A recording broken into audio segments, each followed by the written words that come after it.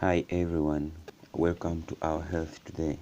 Today I want us to look at mean mental status exam, also referred to as the false saying test.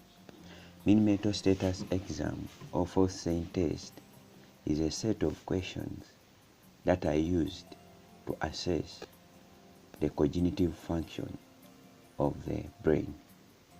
So this questionnaire consists of questions and we score it out of 30.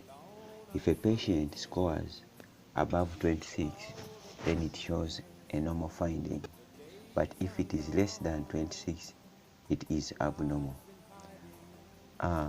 Mean mental status exam has many parts: orientation, memory, attention and concentration, language test, and then test of spatial ability. So let's begin with orientation. So we assess orientation to time and then orientation to place. Orientation to time is just time. It can be in terms of hour, month, date, and then orientation to place is just the surrounding where a patient is. If the patient need to know if the patient is aware of the surroundings, where he is, something of that sort. So orientation to time, we can ask questions like, what year is this? What season of the year?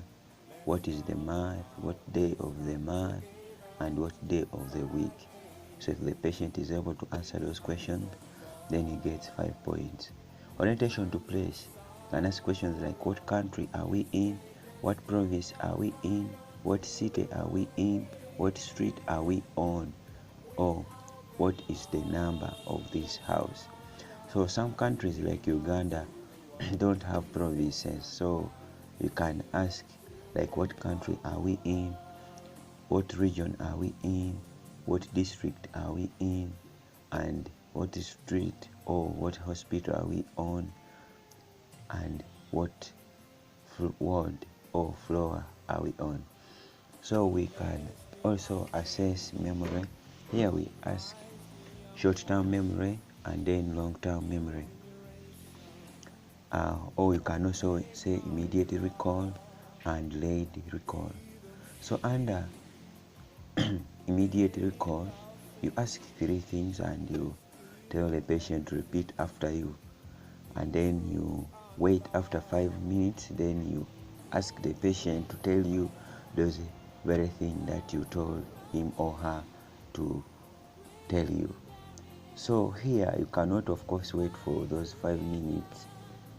You go on the next thing like attention and concentration before you come back to assess the long-term memory. So immediate recall, ask the patient to immediately repeat the following 3 words: honestly, truly, black. So you can use any 3 words that you know.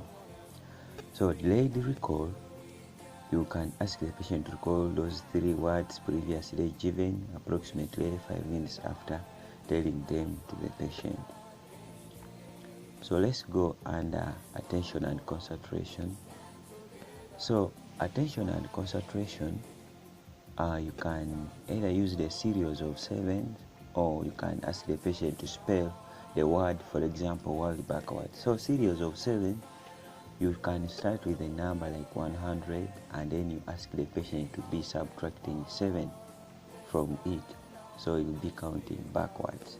And then you can ask the patient also to spell the word world. For example, you can say DLROW, that is world. So the patient gets 5 if he's able to do that. Then language test. Under language, we test many things. For example, comprehension, reading, writing, repetition, and naming. So comprehension, you just give 3 commands. So you use 3-stage commands and it has 3 points. For example, we can ask the patient to take a piece of paper in his right hand, fold it in half and place it on the floor. If the patient does that, then he gets the 3 points. Then you can ask the patient to read words which you have written on the piece of paper with a command. For example, the words written can say, close your eyes. So if the patient is able to read and does what it is written, then you give 1 point.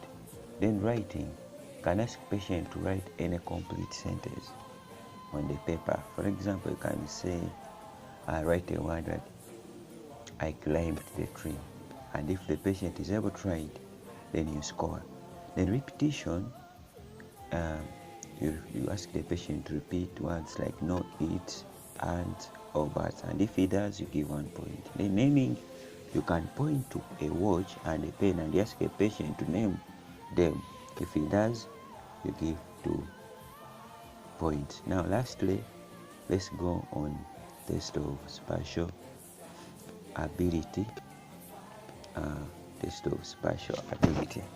So with the testing the spatial ability, you ask the patient to draw a pentagon with the intersecting sides.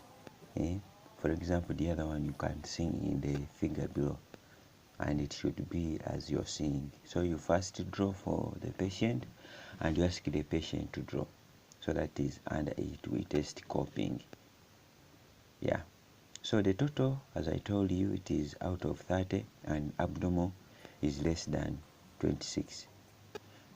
So thank you very much for watching. But one thing I want to say only about this test is that it is difficult to use it, so it may not be accurate in people with sensory deficits, like people with eye problems, people with hearing problems.